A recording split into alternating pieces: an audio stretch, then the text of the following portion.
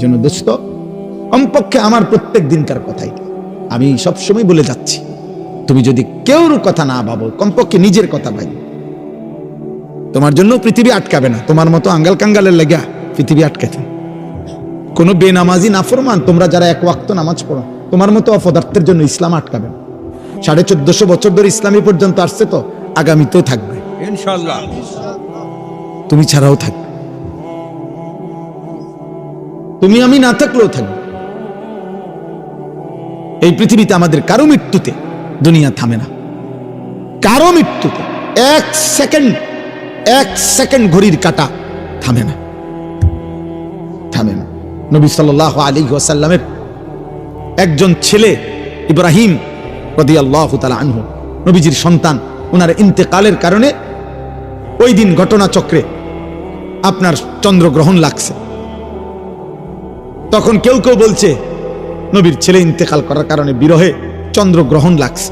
আল্লাহর নবী তৎক্ষণাৎ মসজিদে নববীর মিম্বরের মধ্যে গিয়ে সাহাবীদেরকে ডাকছে, ডাইকা বলছে, সাবধান উম্মত, আর কোনোদিন এ কথা বলবা না, বরং এ কথা স্পষ্ট মনে রাখবা, কারো মৃত্যুতে সূর্য চন্দ্রের গতিতে এক সেকেন্ডের জন্য কম হয় না। ইন্নাশ শামসা ওয়াল কামার লা ইয়াখসিফানি লিমাউতি আহাদিন, কারো মৃত্যুতে চন্দ্র সূর্যের গ্রহণ হয় না। পৃথিবী চলে, দুনিয়া চলে, দুনিয়া থাকবে, কিন্তু তুমি আমি ছাড়া আখিরাতে আটকায় যাবে। এজন্য আলহামদুলিল্লাহ আমি অনুরোধ করছি, বুঝাইতে চাইলাম। তাইলে এই জন্য বললাম, বাবা দয়া করে, জনপ্রিয়তার কিছু নাই, এগুলো ধোঁকা। দুনিয়ায় যাদের পদ পদবি দরকার, দুনিয়াবি বিভিন্ন কিছু তাদের জন্য দরকার, আখিরাতের জন্য এগুলা কিছু না। আখিরাতে প্রত্যেকের ঈমান আমল আমাদের প্রত্যেকের আলাদা আলাদা, প্রত্যেকের আমলনামা আলাদা, প্রত্যেকের ফাইল আলাদা, প্রত্যেকের। আমার বাবার থেকে আমাকে দিবে না, আমার থেকে আমার বাবাকে দিবে না। লা তাজিরু ওয়াজিরাতুন বিজরা উখরা, আল্লাহ তাআলা বলেন কারো পাপ অন্যকে দেওয়া হবে। ওয়াকুল্লুহুম আতিহি ইয়াউমাল কিয়ামাতি ফারদা, আল্লাহ তাআলা বলেন সকলেই কিয়ামতের দিন আল্লাহ তাআলার সামনে আসতে হবে একজন একজন। ওয়াকিফুহুম ইন্নাহুম মাসউলুন, আল্লাহ তাআলা বলবেন কিয়ামতের দিন, হে ফেরেশতারা, তোমরা আমার বান্দাকে একজন একজন করে আমার সামনে এনে দাঁড় করাও, আজ আমি আল্লাহ সরাসরি জিজ্ঞেস করব। আমরা কিতাবে পড়ছি, একজন বড় বুজুর্গ ছিলেন হযরত আলী ইবনুল ফুজাইল রাহমাতুল্লাহি আলাইহি, এই এক আয়াত যে আল্লাহ বলছেন ওয়াকিফুহুম ইন্নাহুম মাসউলুন, আমার বান্দাকে দাঁড় করাও, আল্লাহ বলবেন ওকে আমি এখন জিজ্ঞেস করব।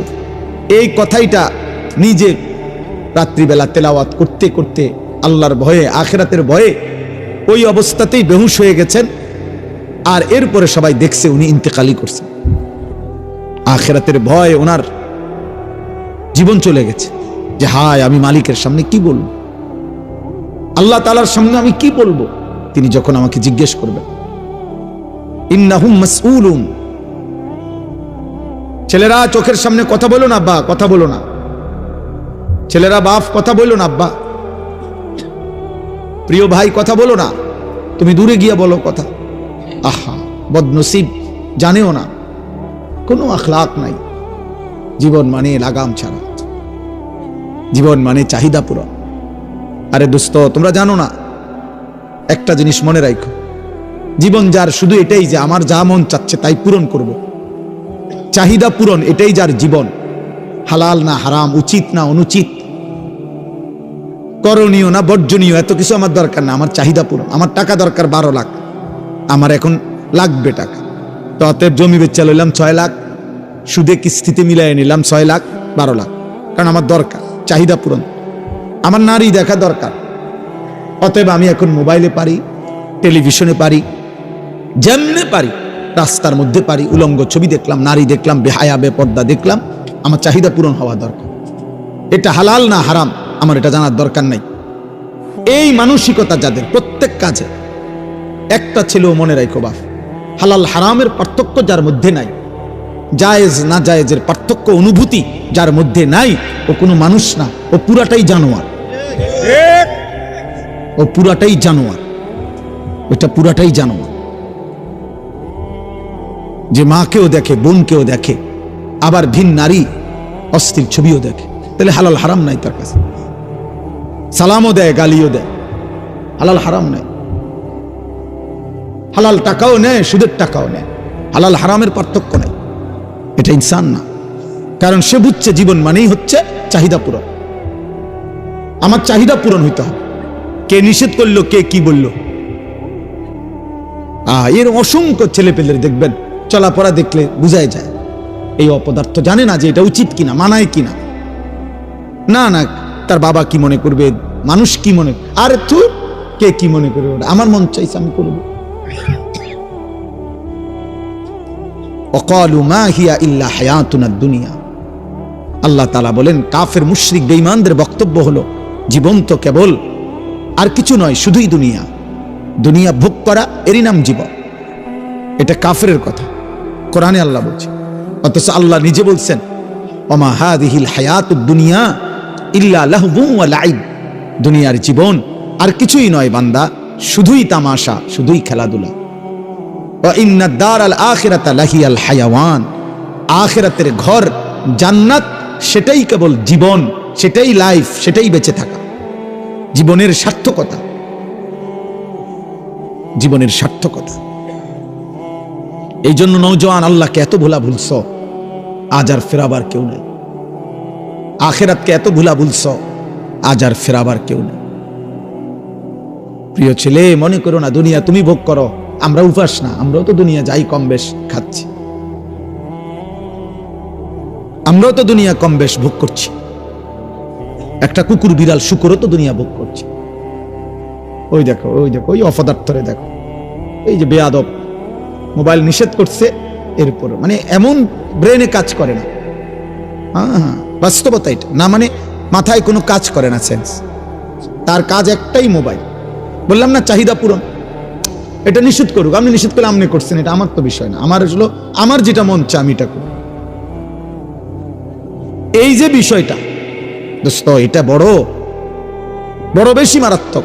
কোরআনুল কারীমের মধ্যে বারবার আল্লাহ তাআলা এই কথার নিন্দা করছে, যে তার মনের চাহিদার অনুসরণ করে, আল্লাহ ভুলে, আখিরাত ভুলে। আল্লাহ তাআলা কোরআনে স্পষ্ট বলছে, তার দৃষ্টান্ত কুকুরের মতো, তার জীবন কুত্তার জীবন। কোরআন শরীফের আয়াত, ওয়াত্তাবা হাওয়াহু ফামাসালুহু কামাসালিল কালব। কোরআনুল কারীমের মধ্যে আছে, আল্লাহ বলেন, শয়তান যাকে নিজের আয়ত্তে নিয়ে নেয়, তখন সে যখন তখন তাকে বলে, ওয়াকালা শাইতানু লিল ইনসানি কুফর, কুফরি কর, আল্লাহর নাফরমানি কর, সে সাথে সাথে করে ফেলে। এজন্য কেউ যখন গুনায় অভ্যস্ত হয়ে যায়, হারাম নাফরমানিতে, তখন সে পুরাপুরি নিজেকে শয়তানের হাতে তুলে দেয়। শয়তান তখন তাকে দিয়ে যা ইচ্ছা তাই করাইতে থাকে। কোরআনুল কারীম আল্লাহ বলছে, ওয়া মান ইয়াত্তাবি' খুতুওয়াতিশ শাইতান, যে শয়তানের পথ অনুসরণ করে, ফাইন্নাহু ইয়া'মুরু বিল ফাহশাই ওয়াল মুনকার, সে সারাক্ষণ ওই নাফরমানকে দিয়ে এবার অনবরত অশ্লীলতা, বেহায়াপনা, অসভ্যতা এবং যাবতীয় গুনাহের আদেশ করতে থাকে। একবারও বলে না যে কিরে বেটা রাত্রে তো নারী দেখছো, আজকে আর না দেখ, না না, আবার দেখ, আবার দেখ, আবার দেখো, আবার দেখো, আবার দেখো। তুমি একটু আগে বিড়ি খাইলে আর খাইও না, না না, আবার খাও, আবার খাও। শয়তান তাকে 24 ঘন্টা অনবরত গুনাহের কথা বলতে থাকে। এজন্য কোনো পাপী তৃপ্ত হয় না, পাপ কখনো তৃপ্তি দেয় না। এজন্য কোনো জিনাখোর, ব্যভিচারী, মদখোর, নেশাখোর, হারামখোর, সুদখোর তৃপ্তি নেই, আরো চাই, আরো চাই, আরো চাই, আরো চাই, আরো চাই। জাহান্নামের স্বভাব এটা।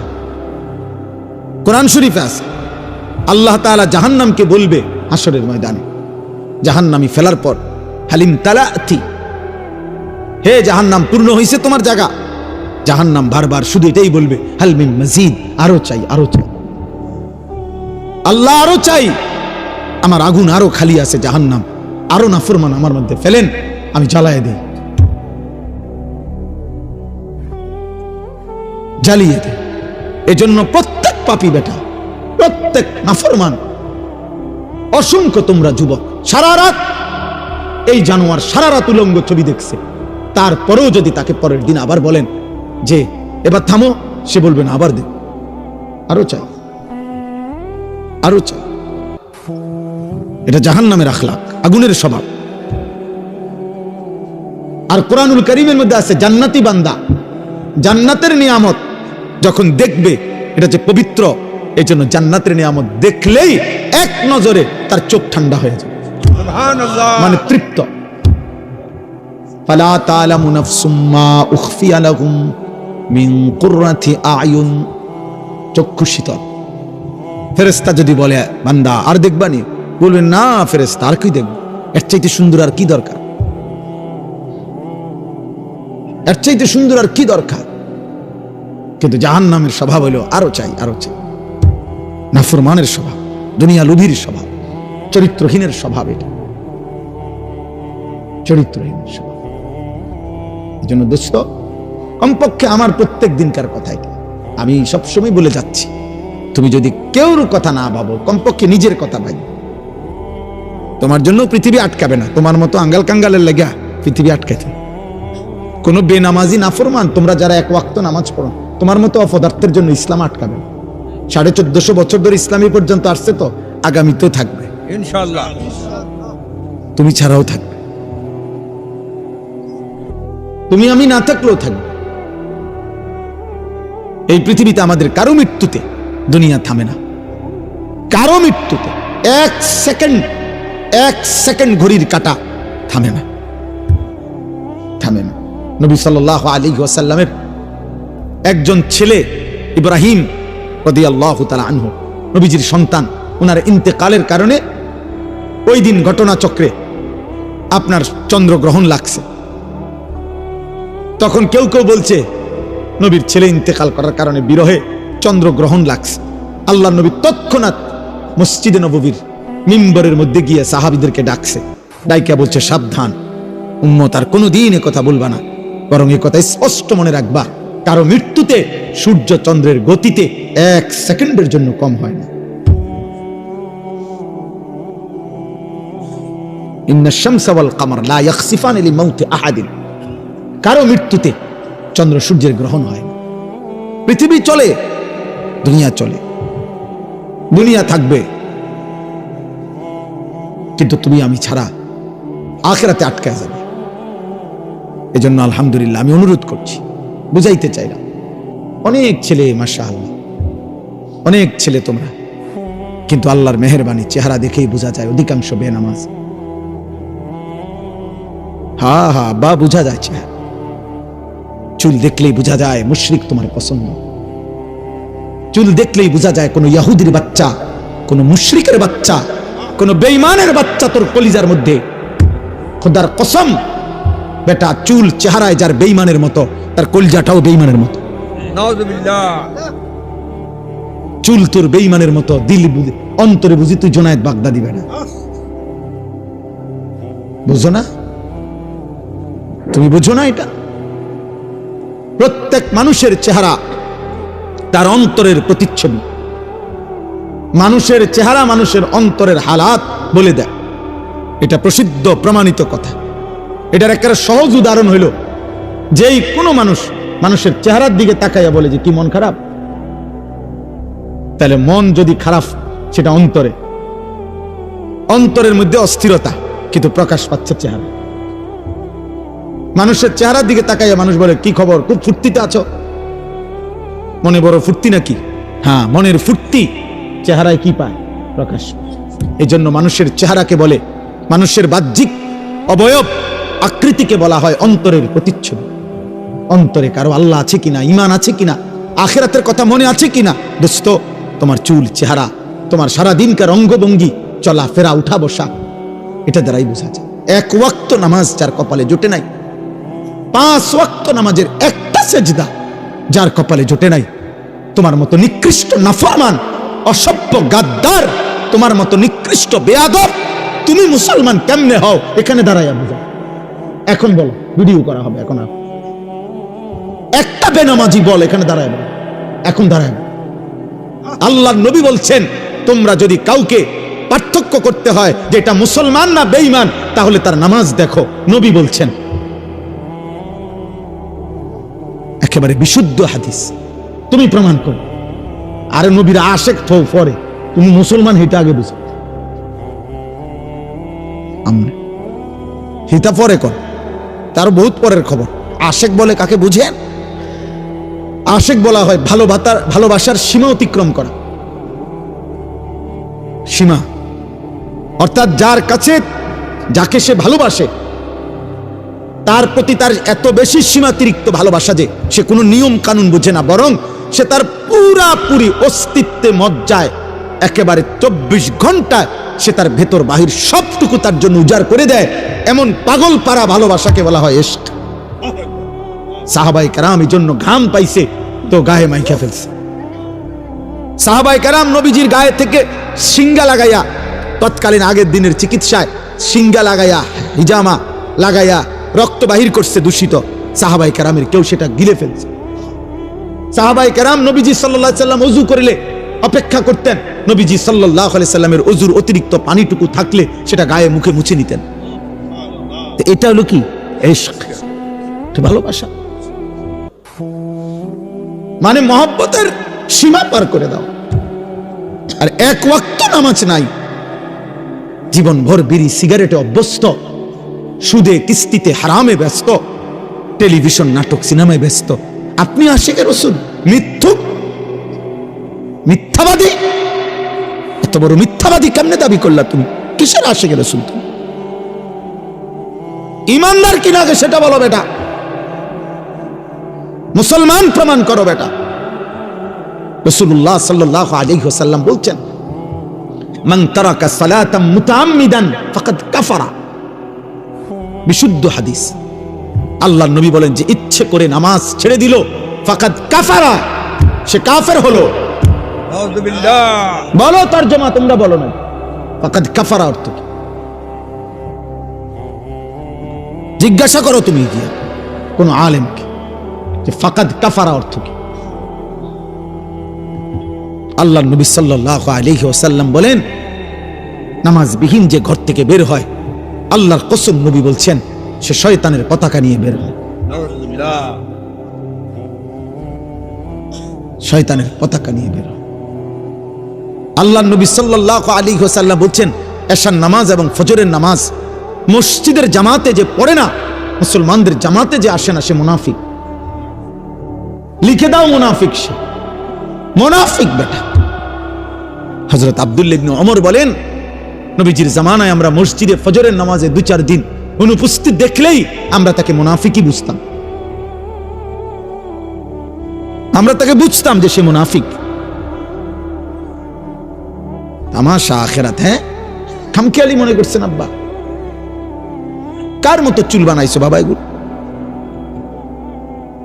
একজন খেলোয়াড়, একজন সিনেমার নায়ক, অথবা অপরিচিত কোন কাটিং, ওর কোন জাত আছে না বংশ আছে যার কাটিং বানাইছো? বাবা মা আপনাদেরকে বলি, বয়স্ক বাপ চাচা, গাফলতি আপনারাও বেশি করতেছেন। আপনারা সব আলাদা আলাদা হয়ে গেছেন। বউরে বউর উপরে ছেড়ে দিচ্ছেন, নিজে নিজের উপরে চলতে আছেন। জিফুতের হাতে ছেড়ে দিচ্ছেন যে বাবা সবাই আলাদা আলাদা থাকো, শুধু খানার টাইমে একসাথে ভাত খাইবা।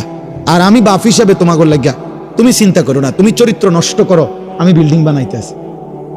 তুমি নারী দেখো, সারা রাত উলঙ্গ ছবি দেখো, আমি আব্বা তোমার জন্য খাট বানাই দেব। তুমি মেয়ে চরিত্র নষ্ট করো, তুমি মেয়ের জন্য দরকার হইলে আমি সুদে পারি, কিস্তিতে পারি, তোমার জন্য আমি যা লাগে ব্যবস্থা করে দেব। তুমি প্রেম করতে থাকো, তুমি কোনো অসৎ চরিত্রহীনের সাথে কথা বলতে থাকো, তোমার চরিত্র তুমি শেষ করে দাও, আমি আব্বা আছি, তুমি চিন্তা করো। এর নাম বাপ, এর নাম বাবা, মুসলমান। এটা বুঝি কথা হইল? এতগুলো ছেলের চেহারায় তোমাদের কোনো নামাজের চিহ্ন নাই। ছি ছি ছি ছি। আমি দাঁড় করাই, নয়তো প্রতিবাদ করো। তোমরা প্রতিবাদ করো যে না হুজুর আমরা নামাজ পড়ছি অধিকাংশ, আমি তাহলে দাঁড় করাই বেনামাজি। বেনামাজি তো হাইওয়ান, বেনামাজি তো চতুষ্পদ জন্তু। বেনামাজি চতুষ্পদ জন্তু তো সে আনআম। তার দিল আছে, সে আল্লাহকে বুঝে না। তার কান আছে, সে আল্লাহর কথা শুনে না। এত বড় মসজিদের আজান, 4টা হরন দিয়ে আজান দিছে, চারিদিকে 10টা মসজিদে এক লগে আজান হয়েছে। নাফরমান তোর কানে 10টা মসজিদের আজান হয়েছে, শুনছ, কিন্তু এরপরও আল্লাহকে সেজদা দিলি না। তো তোর চাইতে, আরে বেটা, ইবলিসকে তো আল্লাহ একবার বলছে সেজদা দিতে, সে একবার সেজদা দেয় নাই, আল্লাহ তাকে বিতাড়িত করছে। প্রতিদিন 5 ওয়াক্ত নামাজে মসজিদের আজান দিয়া তোকে বেটা কতবার বলা হয় সেজদা দিতে? তুই তো ইবলিসের চাইতো খারাপ বেটা, শয়তান কোথাকার বেটা, তোকে আল্লাহ ডাকে নাই?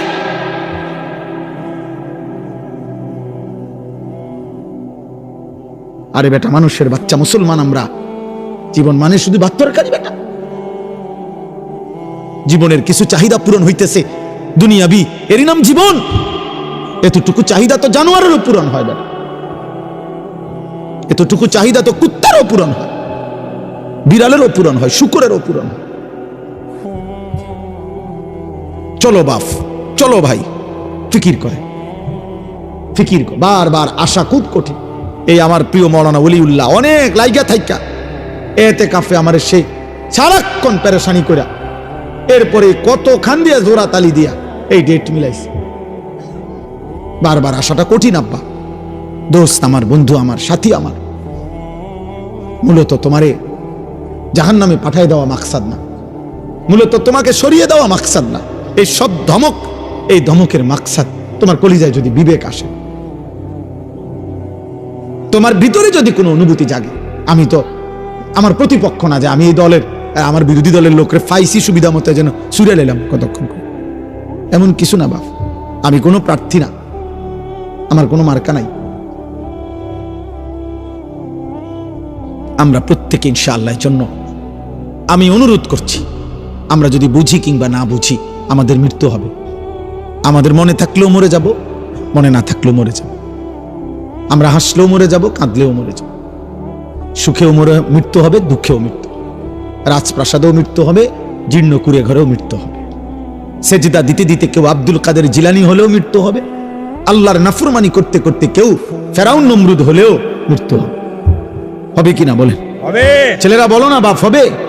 তো তুমি বাপ কি করছো? তোমরা ছেলেরা বলো কি করছো আব্বা? একটি জাতির যুব সমাজ যদি নষ্ট হয়ে যায়, একটি জাতির যুব সমাজ যদি অকর্মণ্য হয়ে যায়, মেরুদণ্ড যদি ভাঙ্গা যায়, ওই মানুষ আর দাঁড়াইতে পারে না। মেরুদণ্ড যদি ভেঙে যায়, তাহলে ওই মানুষ আর বসতেও পারে না। খোদার কসম, কিতাবে আছে প্রত্যেক জাতির যুব সমাজ ওই জাতির মেরুদণ্ড। আশ-শাবাবু হুম আসাবুল উম্মাহ।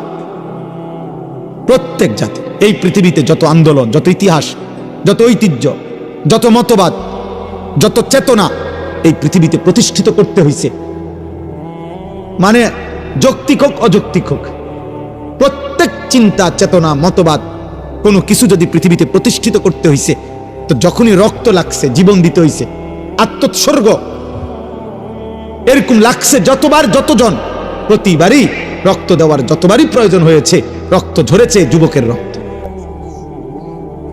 স্বাধীনতা বলেন, আজাদি বলেন, ইতিহাস বলেন, ইসলামের জেহাদ বলেন, সবকিছুতেই যুবকের পবিত্র রক্ত বড় দামি। আজকে বিশ্বাস করো আব্বা, তোমাদেরকে দুশ্মন এইভাবে হাতের পুতুল বানায়া তোমাদের চিন্তা চেতনা বিগড়ায় ফেলছে, তোমাদের আখলাক চলাফেরা বদলায় ফেলছে। একটাবারও ভাবনা আসে না যে আমি তো মুসলমান, আমি তো মুসলমান, একজন মুসলমান, আমি সারাটা দিনে একটা ওয়াক্ত নামাজ না পড়ে কেমনে ঘুমায় গেলাম? কিভাবে সম্ভব এটা? আমি কত চিন্তা করছি আমার জীবনে, আমি এটা অনেক সময় ভাবি, আমার এটা মানে রীতিমতো শরীরটার মধ্যে কাঁপ দিয়া ওঠে যখনই আমার মনে হয় যে ইন্না লিল্লাহ, এটা কি মুসলমান রে, 365 দিনে খোদার 1 বছর এই নাফরমানি ডাকাত কোনোদিন ফজরের নামাজ পড়লো না। হায় হায় হায় হায়, মুসলমানের বাচ্চা এত বড় নিকৃষ্ট হলো কেমনে? এমন আল্লাহ ভুললো কেমনে? মালিক এভাবে ভুলে যায় কেমনে? কেউ তোমারে মনে করাইলো না বাবা, কেউ তোমারে বললো না একবারও? আমার মা আমারে আজীবন, আলহামদুলিল্লাহ, নামাজের কথা বলছে। আমার মায়ের বয়স এখন 75 বছর, আমার মা আজও বৃদ্ধ বয়স, মাহাজুর হয়ে গেছে, মা আমার অসুস্থ, দুর্বল একদম, অনেকক্ষণ লাগাইও এক দুই শব্দ কথা কইতে কষ্ট হয় মার। সেই মা আজও ৭৫ বছর বয়সে আমার আম্মা আজও আমারে জিগায়, ফুত নামাজ পড়ছো না? কসম আল্লাহ, আমাকে জিজ্ঞাসা করে, আমারে মালিকের ইহসান, তোমাদের অগণিত ছেলেকে তোমাদের মা বাবা সবাই ভুলে গেছে। তোমরা মা বাবার ঘরেই ঘুমাও, কিন্তু তোমাদের মা বাবাও আর ডাকে না। কারণ তোমার চুল, চেহারা, লেবাস, পোশাক দেখে, তোমার চলাফেরার অসভ্যতা দেখে মা বাবাও এতটাই বিরক্ত, যা তারাই বলে দিছে, যা পিছা দিয়ে ফির তার কপালে, তার পথে সে চলুক, ওই তো না তারে দিয়া। কাঁদে অনেকে, হুজুর চেষ্টা করছি, ওই তো। আজকে একজন আমারে বলছে, হুজুর আমি 2টা বছর আপন সন্তানের কাছে কত কান্দা কাঁদছি, আল্লাহর একটা সেজদা দিতে দেয় না। এই জন্য বললাম, কোন মানুষের জন্য এর চাইতে বড় লানত, অভিশাপ আর কি যে তার আপন মা বাবাও এখন আর তার আখিরাতের জন্য ভাবে না। বিষয়টা চিন্তা করে দেন। আপন বাবা মা ছেড়ে দিছে, যা পরে দিয়ে আর হইতো না, তাহলে আর তার জন্য দুনিয়াতে ভাববে কি? এর চাইতে আপন হবে কে? স্বার্থপর এই দুনিয়ায়, বাকিরা তো সবাই স্বার্থপর। তো এখন মা বাবাও যদি ভুলে যায়, তাহলে আব্বা তোমা করে ফিরাবে কি?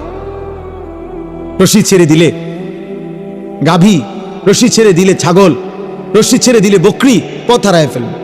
কেউ যদি ধরে না রাখে, কেউ যদি ধরে না রাখে, খোদার কসম আমি বললাম, তাহলে তো সে পথ হারায় ফেলবে। ঠিক তেমনি ভাবে আল্লাহ তাআলা প্রত্যেক জামানায় নবী পাঠাইছেন, রসুল পাঠাইয়াছেন, কোরআন কিতাব পাঠাইছেন, ওলামা পাঠাইছেন। পৃথিবীতে যত বড় মহামারী হোক, যত ঘূর্ণিঝড় আর জলোচ্ছ্বাসে হোক, পৃথিবীতে কখনো এই 1450 বছরে এমন হয়েছে যে গোটা পৃথিবীতে অঞ্চলকে অঞ্চল আর কোনো হুজুর নাই? কথা বোঝেন নাই আমার? এমন হয়েছে? এমন শুনছেন কখনো? না। আল্লাহ বলছেন, আমার বান্দাকে ধরে রাখার জন্য, আল্লাহর দিকে ফিরাবার জন্য, আমার কথা পৌঁছাবার জন্য আমি কুদরতি ভাবে ব্যবস্থাপনা প্রত্যেক জামানায় করে আসছি। ইসরাফিলের ফু পর্যন্ত করতে থাকব। আমার কথা হবেই, আমার কথা বলবেই, আমার দিন প্রচার হবেই হবেই। এভাবেই একদিন ইসরাফিল ফু দিবে। এই জন্য আমার শেষ কথা, আমি যে 2টা আয়াত পড়ছি, এই 2টা আয়াতের এই আর একটু কথা। আল্লাহ তাআলা বলেন, ওয়াকালু আইদা যালালনা ফিল আরদ আইন্না লাফি খালকিন জাদীদ। দোস্ত, এই শেষ আর 5 মিনিট কথা মনোযোগ দিয়ে শোনো। 2টা আয়াতের তরজমা।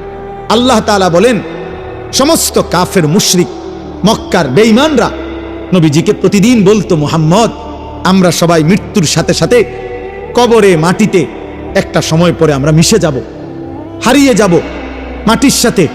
এরপরে পুনরায় আমাদেরকে সৃষ্টি করে হাসরের ময়দানে আবার উঠাবে। এটা কিভাবে সম্ভব? কিভাবে সম্ভব? কই পাইবে আমাদেরকে? কিছু ছেলে দেখেন কি পরিমাণ অসভ্য, ও যে বারান্দায় দাঁড়ায়া কথাই বলতেছে। আর এই বদনসিব রে, আজীব দেখছেন, গাদ্দার কেমন, ন্যূনতম কোনো ভয় বলতে কিছু, আহা, কিছুই মনে করে না, কাউকে কিছু মনে করে না। আল্লাহ কি, রসুল কি, কোরআন কি, আখিরাত কি, কিচ্ছু দরকার না। ওর চাহিদা পূরণ, ওর মনের ইচ্ছা। এই সমাজটার এই হালাত আপনারা তাকায় দেখেন। এই 2-4 জন যারা বাবা চাচা আছেন, আপনারা আপনাদের ছেলেরা একসাথে হয়েছে, আপনারা দেখেন আপনাদের ছেলেদের চেহারা, এগুলো আপনাদেরই সন্তান, কারো ভাতিজা, কারো ছেলে, কারো সন্তান, কারো চাচতো ভাই, কারো মামতো ভাই। এরা নর্থ বেঙ্গলের থেকে আসে নাই, এরা পার্বত্য চট্টগ্রাম থেকে আসে নাই, এরা কাছাকাছি জায়গা, সর্বোচ্চ 20 কিলোমিটার হবে না, 10 কিলোমিটার জায়গার মানুষেরা। তাহলে 10 কিলোমিটার জায়গার একটি অঞ্চলে সংখ্যাগরিষ্ঠ মুসলমান বাংলাদেশে 10 কিলোমিটার অঞ্চলের মুসলমানের জীবনযাত্রা কিশোর যুবকের যদি হয় এরকম যে 5 ওয়াক্ত নামাজ পড়ে না বেশি অংশ, তাইলে পুরা দেশের হালাত কি? বলো না ভাই, তোমরা একটা ছেলে বলো, একজন বিবেকবান, আমি তোমার প্রতিপক্ষ না বাপ, আমি তোমার দুশ্মন না, তোমার সাথে আমার কোনো দ্বন্দ্ব নাই, কিন্তু তোমরা একটা ছেলে তাকাইয়া বাকিদের দিকে দেখো, তোমার আন্দাজ হবে যে সে নামাজ পড়ে কিনা। তাইলে মাত্র 10 কিলোমিটার জায়গার মধ্যে যদি এখানে মনে করেন, এখানে যদি 500 ছেলে হয়, 450 নামাজ পড়েন। তাহলে কোন 10 কিলোমিটার জায়গার 500 যুবক কিশোর, তার মধ্যে যদি মুসলমান 450 নামাজই না পড়ে, তো মুসলমানের প্রাধান্য কই থেকে আসবে? আমরা সংখ্যা গুনলে না বেশি, 1 2 3 4 5 6, কিন্তু আমাদের ঈমান, আমাদের শক্তি, সেটা আসবে কোত্থেকে? তারা মাত্র 1 কোটি না, 92 থেকে 97 লাখ মাত্র পুরা দেশের জনগণ। এই মাত্র 92 থেকে 97 লাখ বেঈমান। তাহলে তার মধ্যে আবার অসংখ্য লোক আছে যারা মারামারি হানাহানি পছন্দ করে না। অল্প কিছু মানুষ আছে দুষ্ট, এই অল্প কিছু ইহুদি দুষ্ট জালেম, এদের যন্ত্রণায়, এদের অত্যাচারে আজ আমরা 250 কোটি মুসলমান, আমাদের যেন নৌকো নাই, আমাদের যেন কথাও নাই, আমাদের হিম্মত নাই। আমাদের কত স্লোগান, আমাদের কত মিছিল, আমাদের কত গণসংযোগ সারা পৃথিবী জুড়ে আমরা, কিন্তু কোনো কিছুতেই ওরা ফিলিস্তিনের উপরে জুলুম থামায়। চিন্তা করো। এই জন্য বললাম আর কি, আসলে ভাবো ভাই, আমার একটা কথা সবসময় মনে রাখবা, কিশোর যুবক ভাই, তোমার আর তোমার দাদার বয়স সমান না, তোমার আর তোমার বাবার বয়স সমান না। অতএব তোমার দাদা তোমার আগে কবরে চলে যাবে, আগামী পৃথিবীতে আরো হায়াত দিলে আল্লাহ তোমাদের হায়াত দিক, আমরা দোয়া করি আল্লাহ তোমাদেরকে বাঁচিয়ে রাখুক। তোমরা আরো 40 বছর বাঁচবা, তোমরা আরো 40 বছর বাঁচবা। আর আজকে মাত্র 18-20 বছরের বয়সে যদি এত নারী, এত ছবি, এত গুনাহ, এত অশ্লীলতা, এত বেনামাজি জীবন সবাই মিলে করছো, তো তোমাদের পরবর্তী জেনারেশন কি করবে? কোনো বিবেক থাকলে আন্দাজ করো, বিবেক থাকলে তোমরা ভাইব যে আগামীর সমাজটা কি হইতে পারে। গতকালকের পত্রিকার রিপোর্টে আসছে মাত্র 1 বছর, 24 সাল এবং 25 সাল, 1 বছরের ব্যবধানে পত্রিকার রিপোর্ট হলো যে বাংলাদেশের মধ্যে আপনার এইডস আক্রান্ত রোগী গত 10 বছরের চাইতেও সংক্রমণ HIV আক্রান্ত ব্যক্তির পরিমাণ অনেক বেড়ে গেছে। অবাধ যৌনাচার, জিনা, ব্যভিচার, নারী পুরুষ, ছেলে ছেলে হারাম অশ্লীল সম্পর্কের কারণে এইডস আক্রান্ত, HIV বেড়ে গেছে। চিন্তা করেন। এই জন্য বললাম আগামীর সমাজে তোমার কিংবা তোমার পরিবারের নিরাপত্তা তো দরকার, চরিত্রের পবিত্রতা তো দরকার। কেউ তো চাইবে না তার মাকে, তোমরা যেমন আজকে নারী দেখো, উলঙ্গ ছবি দেখো, তুমি একবার ভাবো তোমার মাকে এমন কেউ দেখুক?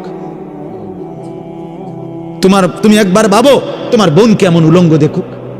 তুমি একবার ভাবো তোমার মেয়েকে একবার কেউ উলঙ্গ দেখুক?